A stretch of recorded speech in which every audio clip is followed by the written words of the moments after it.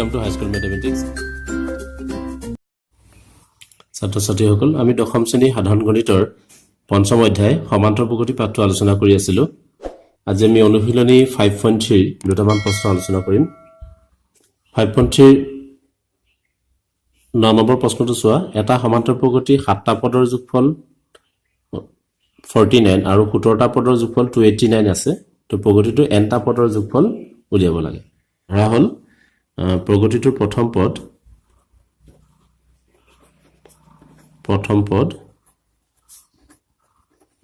Equal a আৰু সাধাৰণ অন্তৰ ইকুৱেল টু d। তেতিয়া আমি nতম পদৰ যোগফলৰ ফৰ্মুলা মতে তো দিয়া আছে আমাক কি s of 7 ইকুৱেল টু 49। 7টা পদৰ যোগফল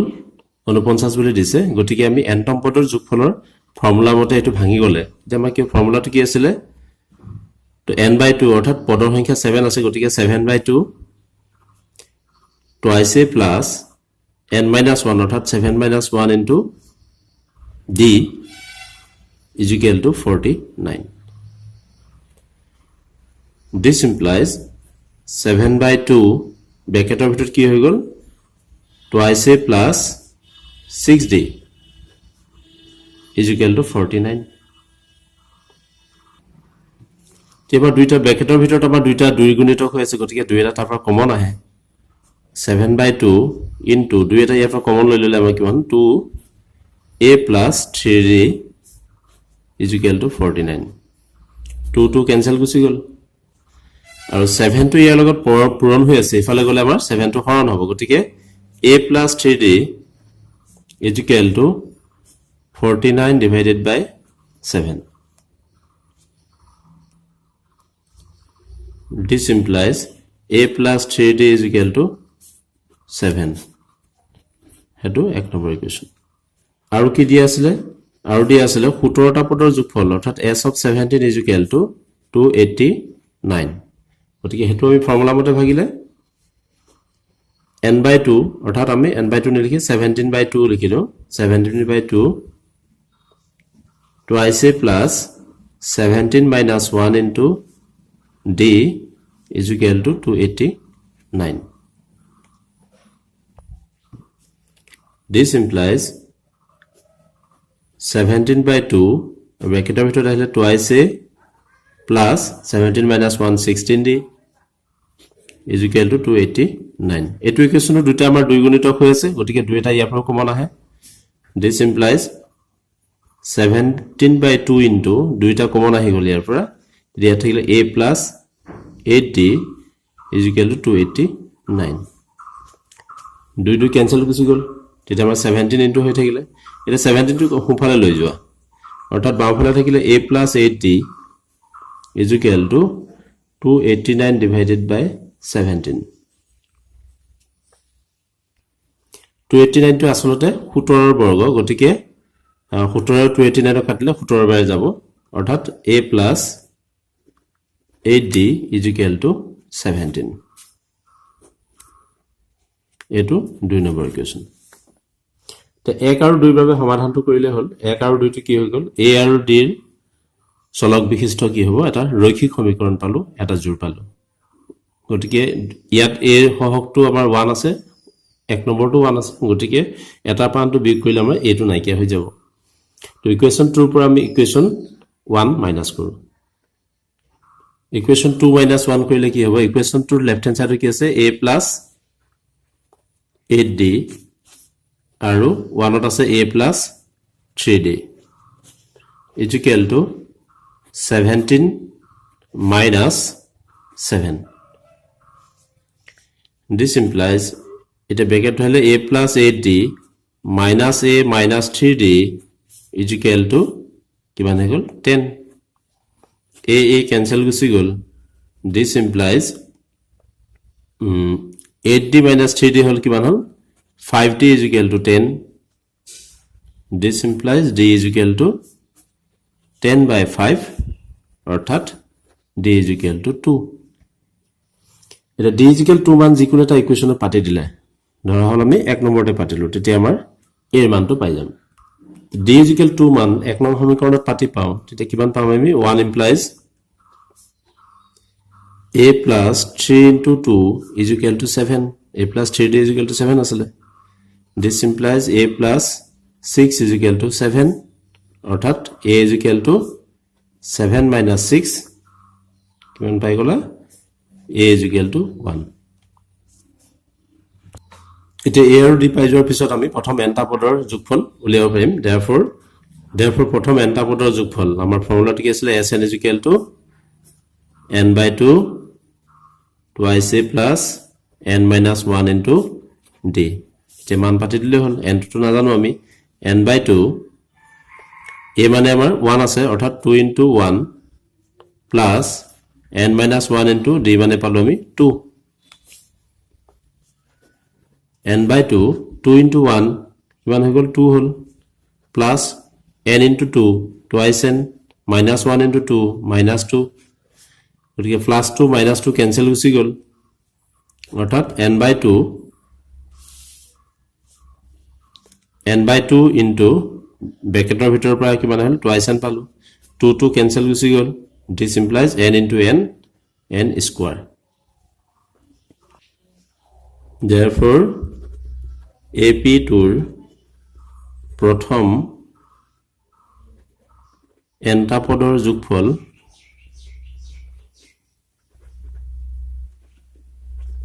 is equal to n square এটো আমাৰ সমাধান হৈ গল আসলতে কি n square টো তোমালোকে এটো জানিবলগীয়া কথা ইয়াত আমাৰ কি কৈছে প্ৰথম পদ 1 সাধাৰণ অন্তৰ 2 গতিকে 1 ৰ পিছত 2 যোগ হলে 3 2 যোগ হলে 5 তাৰ পিছত 7 9 11 তেনেকৈ গৈ থাকিব অৰ্থাৎ এখিনি অযুগ্ম সংখ্যা যেটো আমি প্ৰগতিটো পালো প্ৰগতিটো অযুগ্ম সংখ্যাৰ কি হৈ যায় যেটা পদ হয় হেটা পদৰ যোগফল কি হয় পদৰ সংখ্যাৰ বৰ্গ অৰ্থাৎ এটো যদি আমি দুটা পদ হয় 2 3 যোগ 1 4 হৈ গলে এটো 4 মানে কিমান দুটা পদ আছে 2 স্কয়াৰ গতিকে 1 3 5 তিনটা পদত আমাৰ কি হৈ গল এটো 3 স্কয়াৰ 1 3 5 to 9 হৈছে গতিকে তাৰ পিছত আকৌ ইয়াৰ লগত আমি 1 plus 3 plus 5 plus 7 কৰি দিলে তেতিয়া আমি পাই যাম 4 স্কয়াৰ অৰ্থাৎ এটো 16 হৈছে is equal to 16 তেনেকৈ এটো বুজাইছে কি যে অযুগ্ম স্বাভাৱিক সংখ্যাৰ যোগফলৰ সমষ্টিটোকে বুজাইছে গতিকে nটা পদ হলে এটা যেটা পদ হয় তাৰ পদৰ সংখ্যাৰ বৰ্গ 10 নম্বৰ কোৱেশ্চনটো চোৱা দেখুৱা যে a1 a2 an অৰ্থাৎ nটা পদ বুলি কৈছে পদসমূহ এটা ap গঠন কৰে তো an ক তলত দিয়া ধৰণে সংখ্যাবোধক এটো জেনাৰেলাইজ কৰা আছে ফৰ্মুলা an = 3 + 4n আৰু ইয়াত দিয়া আছে 2 নম্বৰটো an = 9 - 5n গতিকে তলৰ প্ৰতিটোৰ ক্ষেত্ৰত 15টা পদৰ যোগফল অৰ্থাৎ s of 15 উলিয়াব লাগে তো গুণা s of 15 n ৰ সংখ্যা 15 দিছে গতিকে আমি ইয়াত প্ৰথম পদ আৰু সাধাৰণ অন্তৰ উলিয়াব পাৰিম গতিকে সহজ অংক মই এটা কৰাই দিছো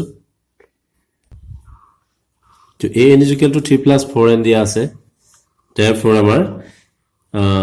a1 a2 বিলাক উলিয়ালে হ'ল অৰ্থাৎ n ৰ জায়গাত 1 টো পাতিলে আমি a1 a2 বিলাক পাই যাম তো a1 তো প্ৰথম পদ a1 = কি হ'ব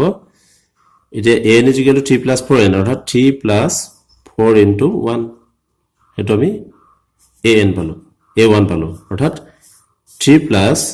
4 into 1 4 = 7 হৈ গল a2 দ্বিতীয় পদটো কি হ'ব আমি n ৰ জায়গাত 2 পাতো 3 + 4 into 2 আমি 3 + 4 টো একে থাকিব 3 + 4 into 2 তেতিয়া আমাৰ কি হ'ল 3 + 4 into 2 8 = 11 a3 = এটা n ৰ জায়গাত 3 পাতা 3 + 4 into 3 = 3 + 12 = 15 a4 = 3 + 4 into 4 = 3 + 16 = 19 তেনেকৈ আমাৰ পদবিলাক গৈ থাকিব এটো প্ৰগতি আছে গতিকে 7 11 15 19 প্ৰগতিবিলাক আছে এটো আমাৰ প্ৰথম পদ আমি 7 পাই গলো তো সাধাৰণ অন্তৰ কি হৈছে 4 কে বাঢ়ি গৈছে তো আমি কৰি দেখাম therefore ইয়াত প্ৰথম পদ a is equal to কিমান পালো আমি 7 পাইছো প্ৰথম পদটো আৰু সাধাৰণ অন্তৰ d is equal to হ'ব দ্বিতীয় পদ 11 পৰা 7 টো মাইনাস কৰি 11 minus 7 is equal to 4 therefore প্ৰথম 15টা পদৰ যোগফল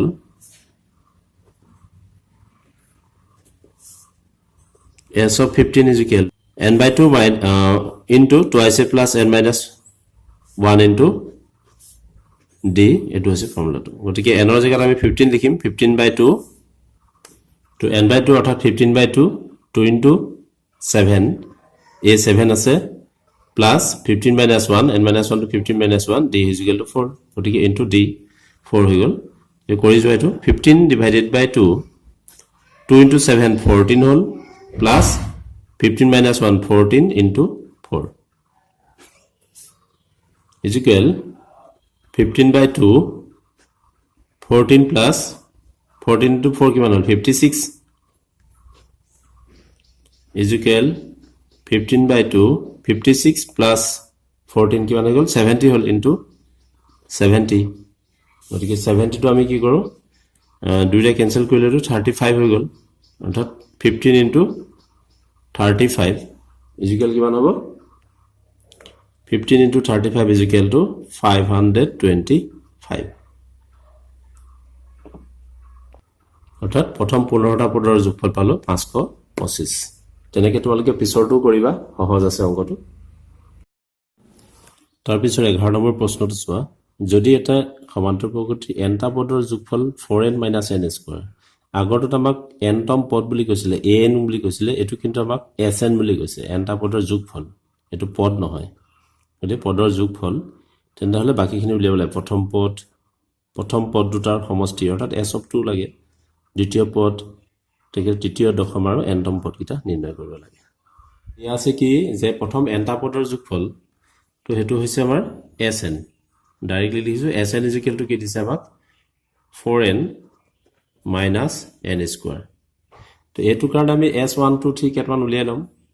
therefore s of 1 is equal to ইয়াত 1 পাতলে কি হ'ব 4 into 1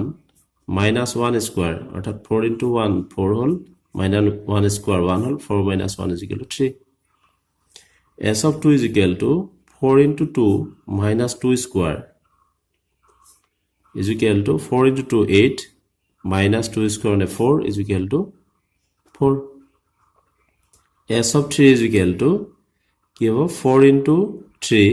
minus 3 square 4 into 3 12 3 square 9 is equal to 3 s of 4 is equal to 4 into 4 minus 4 square is equal to কি 4 into 4 16 minus 16 is equal to 0 তেনেকৈ আমাৰ গৈ থাকে পিছৰখিনি মাইনাসত ওলাব তো প্ৰথম পদৰ যোগফল মানে কি প্ৰথম পদটোৰ যোগফল মানে এটা পদ থাকিলে তাৰ যোগফল পদটোই হ'ব গতিকে আমাৰ প্ৰথম পদটোৰ ব্ৰেকেটত s1 বুলি লিখা আছে কোৱেশ্চনটোত therefore ইয়াৰ পৰা প্ৰথম পদ হেতু s1 বা a1 বুলি কয় s বা a বুলি লিখিব পাৰা s1 is equal to 3 প্ৰথম পদটো 3 পালো প্ৰথম দুটা পদৰ যোগফল গতিকে প্ৰথম দুটা পদৰ যোগফলটো s2 প্ৰথম দুটা পদৰ যোগফল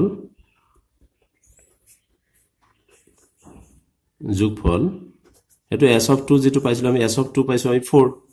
is equal to 4 কৈছে যে এত প্ৰথম পদটো 3 আৰু প্ৰথম পদ আৰু দ্বিতীয় পদ এটো আমাৰ দ্বিতীয় পদটো x ধৰা হল আৰু দুটা পদৰ যোগফল আমাৰ 3 plus x is equal to 4 হৈছে দুটা পদৰ যোগফল গতিকে কি হ'ব x is equal to কিমান হ'ব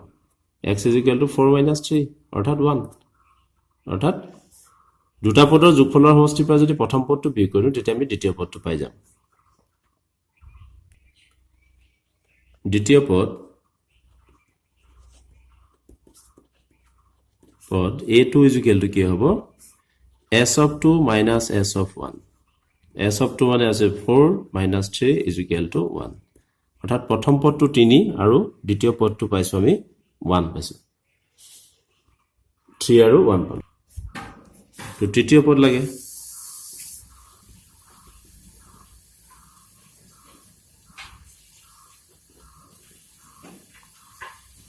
তো তৃতীয় পদ লাগিলে তৃতীয় পদলৈকে যোগফল অৰ্থাৎ তৃতীয় পদৰ সমষ্টি s of 3 minus s of 2 তাৰ আগৰ পদৰ যোগফলৰ সমষ্টিলৈকে বিয়োগ কৰি দিলে আমি পাই যাম গতিকে s of 3 পাইছিলো আমি 3 আৰু s of 2 পাইছিলো 4 3 minus 4 is equal to minus 1 অৰ্থাৎ কিমান কৈ গৈছে প্ৰথম পদ 3 দ্বিতীয় পদ 1 আৰু তৃতীয় পদ minus 1 গতিকে minus 2 কৈ গৈ আছে এটা আমাক দশম পদ বিচাৰিছে দশম পদ হলে আমাৰ কি হ'ব দশম পদলৈকে সমষ্টি বিয়োগ নৱম পদলৈকে সমষ্টি তাৰ পূৰ্ব পদলৈকে সমষ্টি অৰ্থাৎ এটো হৈ যাব s of 10 minus s of 9 গতিকে s of 10 মানে আমি ফৰ্মুলাটো পাতিম গতিকে ইয়াত ফৰ্মুলাটো আমি উলিয়াই থোৱা নাই গতিকে 4 into 10 minus 10 square হেতু হ'ল s of 10 আৰু s of 9 মানে হৈছে আমাৰ 4 into 9 minus 9 square এটো কৰি গলে পাই যাবা 4 into 10 40 minus 100 minus 36 minus 81 40 minus 100 minus 60 হল minus ব্ৰেকেটৰ ভিতৰত কিমান হৈ গল ব্ৰেকেটৰ minus 45 this implies minus 60 minus minus plus 45 is equal to minus 15 এটো হৈছে আমাৰ দশম পদ এটা বিচাৰিছে আমাক nতম পদ a is equal to কি হ'ব s of n minus s of n minus 1 nতম পদ আৰু তাৰ আগৰ পদটো গতিকে আগৰ পদটো হৈছে s of n minus 1 পদৰ সমষ্টি গতিকে sn মানে আমি কিমান আমাৰ কিমান আছিল 4n minus n square minus এটো sn মানে আৰু s of n minus 1 মানে হ'ব 4 into n minus 1 minus n minus 1 whole square অৰ্থাৎ এটো আমাৰ 4n minus n square হল আৰু ব্ৰেকেটৰ ভিতৰত আহিলে কিমান 4 into n 4n minus 4 minus এটো ভাঙি দিলে আমাৰ n square minus twice n plus 1 is equal to 4n minus n square minus 4n minus 4 minus n square minus minus plus twice n into minus 1 অৰ্থাৎ 4n minus n square আৰু ব্ৰেকেটৰ ভিতৰত 4n plus twice n কি হ'ল 6n minus n square আৰু minus 1 minus 4 minus 1 minus 5 is equal to bracket উঠাই দিলে কিমান হ'ল 4n minus n square minus 6n minus minus plus n square আৰু এটো plus 5 n square cancel গল অৰ্থাৎ 5 থাকিলে প্লাসৰ ঘৰত 5 থাকিলে আৰু minus 4n minus twice n 6n sorry minus twice n হয় অৰ্থাৎ 5 minus twice n এই nতম পদই হ'ব 5 minus twice n তো আজিলৈ ইমানকে দিলো তোমালোকে অনুশীলনী বাকি অংকবিলাক কৰিবা আৰু যিসকলে চেনেলটো সাবস্ক্ৰাইব কৰা নাই সাবস্ক্ৰাইব কৰিবা প্লেলিষ্ট দিয়া আছে প্লেলিষ্টৰ পৰা তোমালোকে আগৰ ভিডিওবিলাক ফলো কৰিবা বন্ধুবৰ্গৰ মাজত লিংকটো শেয়াৰ কৰিবা তোমালোকে আৰু লাইক কমেন্ট কৰিবলৈ নাপাহৰিবা আজিলৈ ইমানকে দিলো ধন্যবাদ